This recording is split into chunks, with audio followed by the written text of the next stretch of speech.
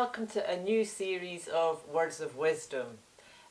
This time we're going to be looking at one of my favourite all-time books. It's been a bit of a Bible travel companion to me since I first found it, and it is Reflections on Equestrian Art by Nuno Oliveira. This book was actually first given to me by Miguel Barrio Nuevo when I went to work for him in the very late end of the 1980s. It was only in English translation at that time. I think the original was in French, possibly Portuguese, French. And he had it because he was a student and dedicated follower of Nuno, and just for the pictures and just to have the book, but he couldn't read it because he didn't speak English, so he gave it to me and I started to read it. And I don't think I went to sleep until I'd finished the whole book, and then I just wanted to read it again. I mean, it's just so beautifully written, it's so much wisdom. And I actually said to Miguel the next morning, oh, that's it, I'm leaving, I'm off to Portugal to work with Nuno.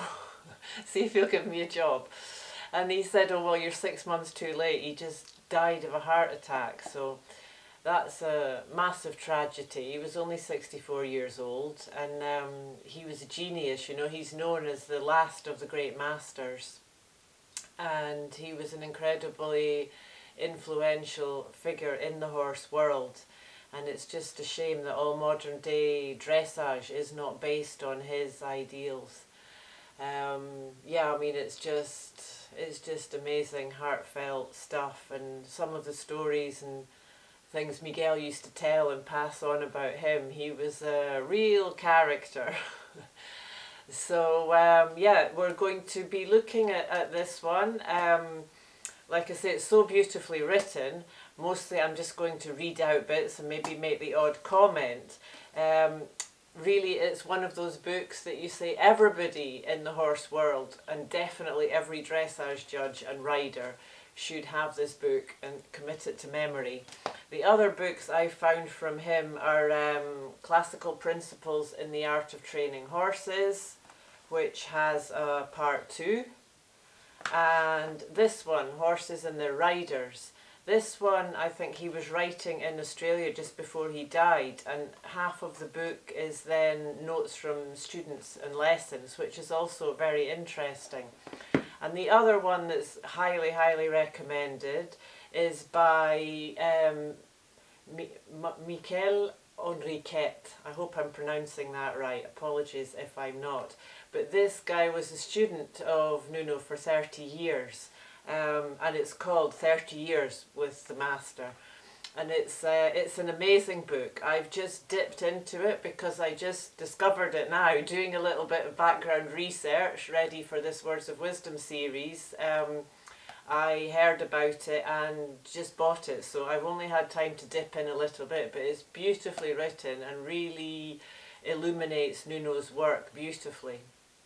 Yes, so it's extremely hard to choose pieces from this book because, like I say, the whole book is just gold. It really is. So I've picked out of just a few bits that are maybe things that relate to me, things I enjoy, and some things just because they're short. Today I'm going to do a very short one because I've already been blabbing on a bit. So this is about horses held with or without contact.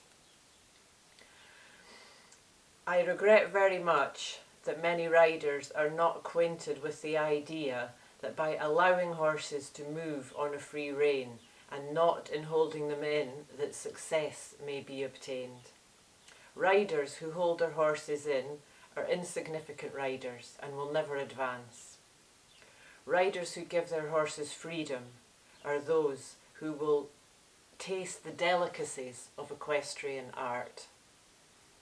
So that's a very basic point, and I think it's a very relevant one. We've maybe all been guilty of holding on too much, and I know it's a big deal. Very often I say to students, let go of the reins, let go of the reins, and people really struggle with that, to let go, to really just let go of the reins, you know.